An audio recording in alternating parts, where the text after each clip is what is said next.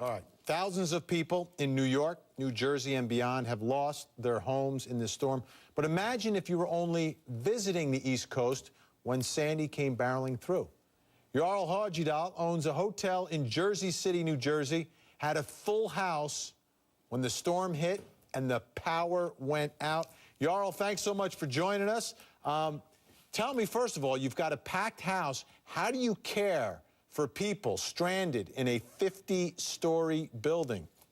Well, it's not easy at all. I mean, our guests, of course, had a hard time. I mean, they had to walk up and down the stairs. So we had planned it out already. We told them to get water and fill up their bathtubs, because things that you don't probably think about, like a toilet, will not flush when you don't have water on the 44th floor or the 50th floor. So we told them to fill the bathtubs and hope for the best by pouring it in and take care of it like that way. But even having water to drink water, they had to carry it all the way up, if there was no elevators. And that was the first thing that, of course, went.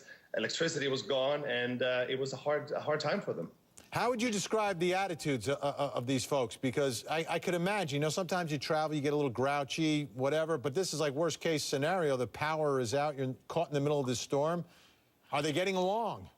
I mean, they do, actually. They even said if we had a full house, we had to put more people into their rooms, they would share a room. I mean, they would share beds even if they had to. And that was the case. I mean, we had people that came in that had driven in, and they had their room, and the other ones couldn't leave, and we had to put them in together, and they got to be friends. It was an amazing experience, actually, in all the devastation that we had. All right, so what's working and what's not working in your hotel? What's the biggest challenge right now? Yeah, right now we are back up. We have power, we have internet again, and we were out for, I would say, about 30 hours by the time we got all back up. But elevators is a little bit difficult to work. We have one elevator working, so there's a little bit of wait going on. But they are talking, they're friendly. People are getting along pretty well in this whole situation.